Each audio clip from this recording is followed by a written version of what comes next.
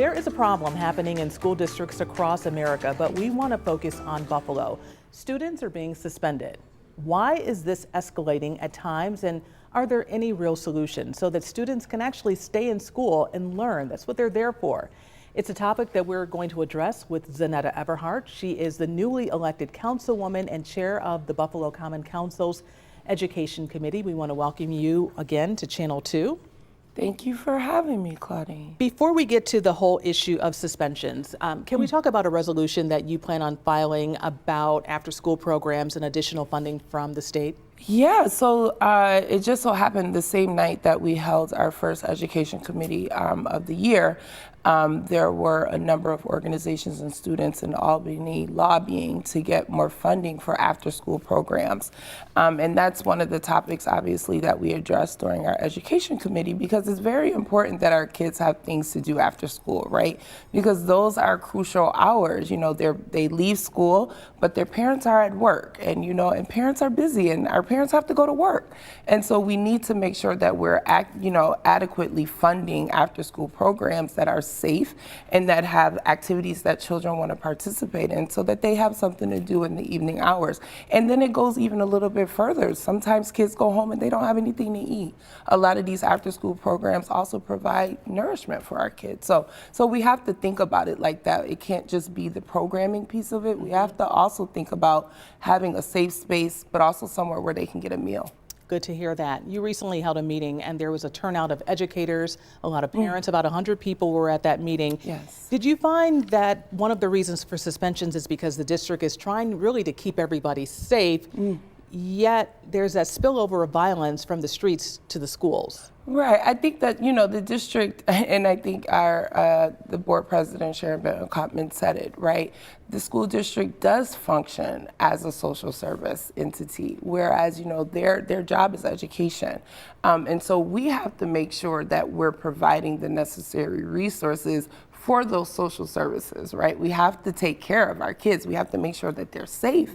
And so, part of the plan that I talked to everyone about that evening, and that I have talked to the superintendent about and the board members about, is that, sending a kid home is not the answer. And for me, it's about their education, right? How do we ensure that they're getting the education that they need at home, right? And so in order to do that, we need to be sending these students somewhere they can go so they can get some instruction while they're being suspended. And listen, kids act up. We are not denying that. And kids have to suffer those consequences. But do we need to make it so hard to where they're not getting the education that they need? Because that's the point. Yeah, I want you to hear what one student told us about what she sees really as a disconnect when it comes to being suspended from school. And then I want to get your take on what you believe needs to happen. Listen to this. They don't care at all. Like they how do I put this? They more solely just care about the job. They don't care about the students, like, at all. They care about the paycheck that they're getting, and if they don't want to deal with you, then you're out. Like, simple. Like, they really pick out certain individual kids and just be waiting and sitting, waiting for them to do something so they could be kicked out.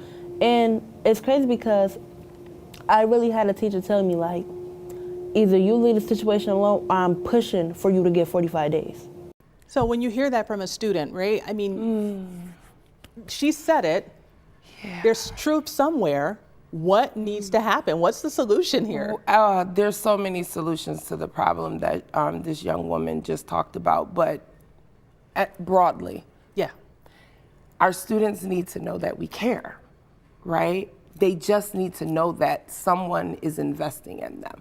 And that is why I started off my first meeting with bringing each and every entity together to talk about our children. Because this is not about my kid or your kid or the kid down the street. It's about all the kids. This is their community. They're gonna be running this community one day. And we need educators and we need organizations that are going to speak life into our children and not tell them that they're going to make sure that they get pushed out of school. And that is the point. If these children are being pushed out of school, where are they going? And why are they going home? And they should not be going home. And how do you convince the kid that suspension is not the way, that tell the schools suspension may not always be the way because you could be doing more harm than good? Well, there are organizations that are currently working with some of our Buffalo Public School students and other districts around the area in the suburbs. The Erie County Restorative Justice Coalition is one of them, right? They've done some amazing work in the Cheektowaga and Sloan schools where they've gotten suspensions down over 5 years to 3 children.